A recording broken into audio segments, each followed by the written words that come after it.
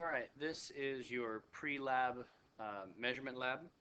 If you could, please take notes on a separate sheet of paper so you have access to them when you do the lab. In this, we're going to talk about the materials that you'll be needing, as well as basic procedures of what you're going to do. So, first thing will be materials. Okay, the materials you'll be needing, you're going to have a metal cylinder. That metal cylinder may be copper or lead or zinc or whatever, aluminum. Okay, so you have a metal cylinder. Um, you'll have a 250 milliliter beaker. You will have a 50 milliliter graduated cylinder. Water, of course, because you'll be using that, and ruler. Ruler, and that needs to be metric. And if you want a little extra credit, there's going to be a macro pipette.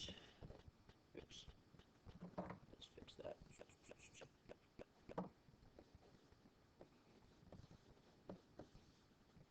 A micro pipette.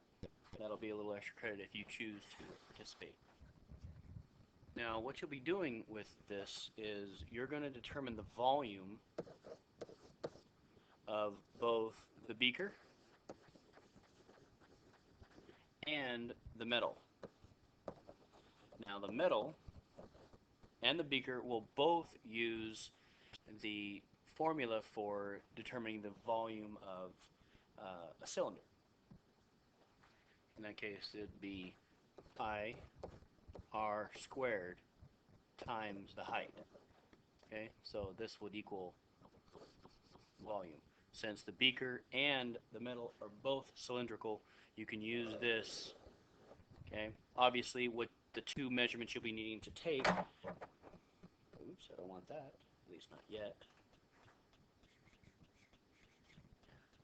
I want to get radius and I want to get height.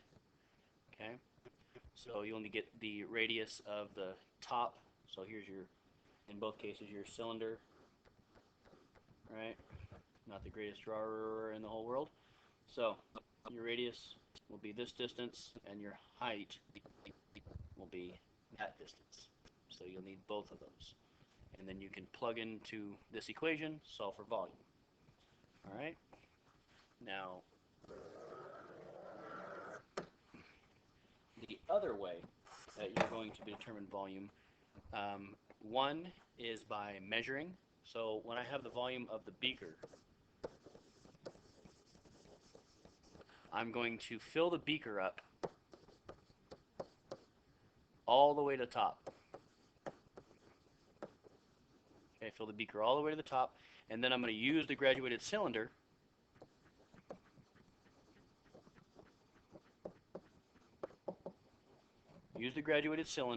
and measure the amount of water that I have inside of that beaker. The other way was the formula. Now, with the volume of the metal, one was the formula like we saw on the last slide, but this, metal, this one will be by displacement. And how you'll do that is you'll fill the water in the graduate cylinder. I'd say probably, it's a 50 milliliter graduate cylinder, so I'd probably fill it up to about 30.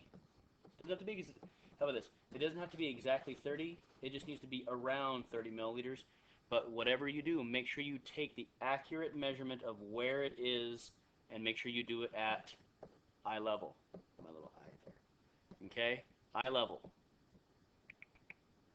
Make sure you look eye level so you can find out exactly what that volume is. So in summation, you're going to get two volumes. You're going to get a volume of the beaker by formula and using the graduated cylinder. Then you also get the metal by the formula and displacement. Okay? The micropipette, you're going to have to figure out all by yourself.